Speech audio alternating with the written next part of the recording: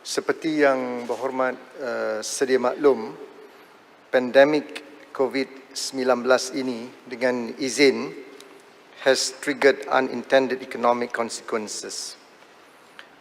Semua sektor ekonomi termasuk sektor otomotif turut terjejas dari segi pelaburan, pengeluaran dan juga penjualan.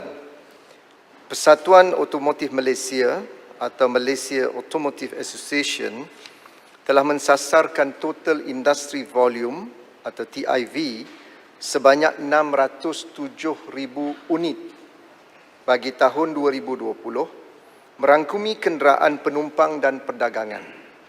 Sasaran ini telah dikaji semula oleh MAA kepada 400,000 unit, mengambil kira keadaan ekonomi semasa global dan domestik. Penjualan kenderaan penumpang dan perdagangan telah mengalami kemerosotan mendadak dalam bulan April 2020 dengan mencatatkan hanya 141 unit berbanding dengan jualan dalam bulan Mac 2020 sebanyak 22,478 unit. Berikutan langkah kerajaan membuka semula sektor-sektor ekonomi mulai 4 Mei 2020, jumlah jualan kenderaan kembali meningkat pada bulan Mei 2020 dengan TIV sebanyak 22,960 unit. Jumlah jualan kenderaan tersebut masih jauh lebih rendah berbanding 60,760 unit yang dicatatkan bagi bulan yang sama pada tahun 2019. Menerusi perangkaan yang dikeluarkan oleh Motorcycle and Scooter Assemblers and Distributors Association of Malaysia atau MASAM, tiada sebarang transaksi jualan motosikal dilakukan pada April 2020. Walau bagaimanapun, penjualan motosikal kembali mencatatkan penjualan sebanyak 19,507 unit pada Mei 2020 dan 42,190 unit pada Jun 2020. Pelan Jana Semula Ekonomi Negara atau Penjana telah menawarkan insentif pengecualian cukai jualan 100% bagi kenderaan penumpang yang dipasang di dalam negara dan pengecualian 50% ke atas kenderaan penumpang yang diimport. Kadar cukai jualan adalah 10% daripada harga kenderaan di kilang. Pengecualian cukai jualan adalah bertujuan untuk membantu merancakkan semula jualan kenderaan penumpang di dalam pasaran domestik. Tuan Yang di-Pertua, insentif pengecualian cukai tersebut memberikan pengurangan harga kenderaan penumpang secara purata sebanyak 3.32%. Sebagai contoh, sekiranya Makcik Kia ingin membeli sebuah Pro 2 Myvi 1.3G yang dipasang tempatan, beliau perlu membayar harga asal sebanyak RM44,590. Dengan pengecualian cukai jualan 100%, beliau kini hanya perlu membayar RM43,029 dengan kadar penjimatan sebanyak RM1,561 atau 3.5%. Satu lagi contoh, sekiranya Encik Ong membeli Mercedes-Benz S560 yang diimport, beliau perlu membayar harga asal sebanyak RM658,888 dengan pengecualian cukai jualan sebanyak 50%. Speaker. Ya, Muhammad. Saya nak tanya, kenapa yang Melayu beli Myvi, yang Cina beli Mercedes? Ya, Muhammad. Ni satu racial stereotyping. Ya, ni floor minister. Saya nak highlight benda tu je lah. Nanti soalan tambahan yang Muhammad nak tanya ke, saya pilih balik. Salam Panjang lagi resis. ke yang Muhammad? Panjang lagi ke yang Muhammad menteri? Saya sebut tadi sebagai satu contoh. Tapi boleh Saya boleh bagi tukar. jawapan Satu lagi bertulis yang contoh. Muhammad menteri. Sekiranya Encik Khalid membeli Mercedes-Benz S560 YB, bukan yang Cik, diimport, Dari beliau Shah Alam. perlu membayar harga asal sebanyak RM658,888. Dengan pengecualian cukai jualan sebanyak 50%, beliau kini hanya perlu membayar RM646,626 dengan kadar penjimatan sebanyak RM12,262 atau 1.86%. Pihak kerajaan khususnya MITI sedang menyusun semula pelan tindakan dalam melaksanakan Dasar Otomotif Nasional 2020 bertujuan menjadikan sektor otomotif negara lebih berdaya saing dan maju.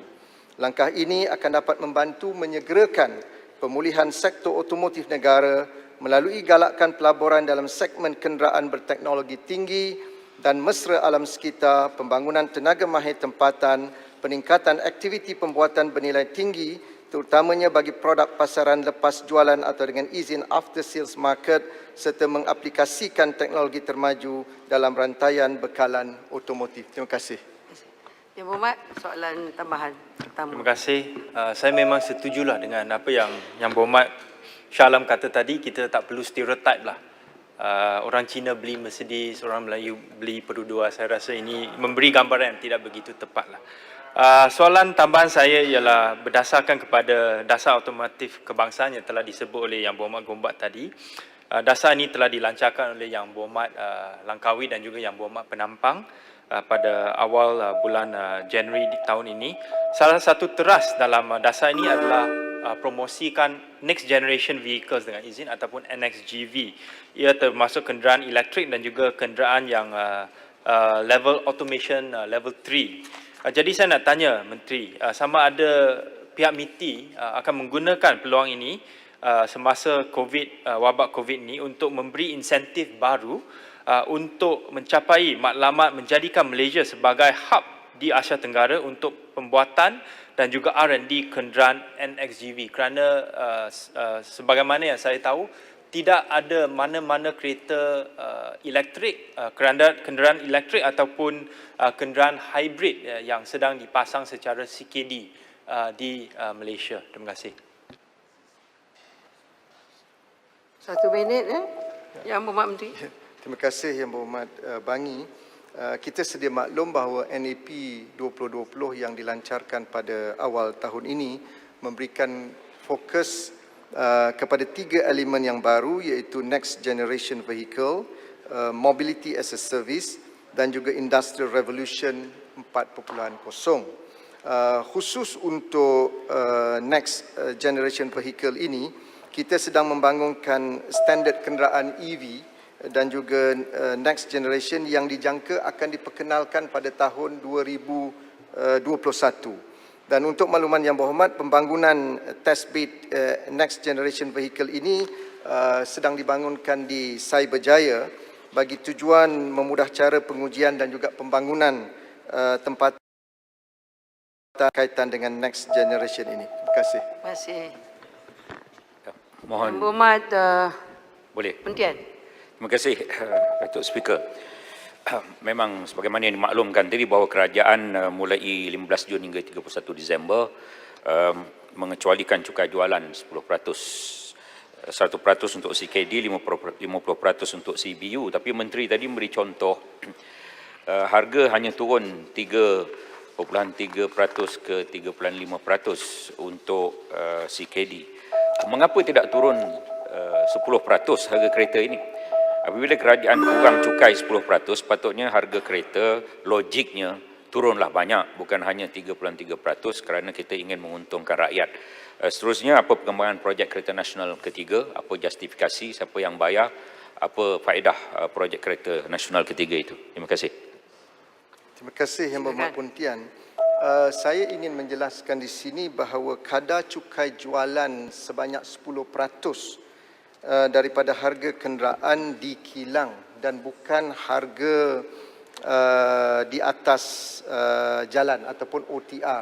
Sebagai contoh ya, MyV, kalau harga di kilang hanya RM15,610, tetapi dicampur dengan aksesoris dan insurans dan road tax dan sebagainya, harga di atas jalan hari ini adalah RM44,590. Jadi 10% cukai jualan bukan dikenakan berdasarkan OTR.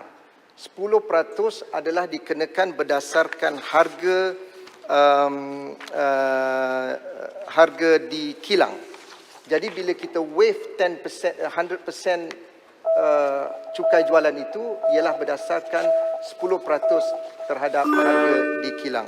Tentang kedudukan kereta yang ketiga, Datuk Yang Di-Pertua, perkara ini memang termaktub di dalam NAP 2020 dan kita ada framework untuk memastikan semua kriteria untuk new national car ini mesti dipatuhi. Dan sekarang ini kita mahu memastikan syarikat Bumiputra yang telah pun diberikan tanggungjawab untuk membangunkan dan bekerjasama dengan MARI ini dapat meneruskan usaha-usaha ini dan tidak ada peruntukan daripada kerajaan yang disalurkan kepada usaha ini. Ini adalah semua inisiatif pihak swasta. Terima kasih. Terima kasih.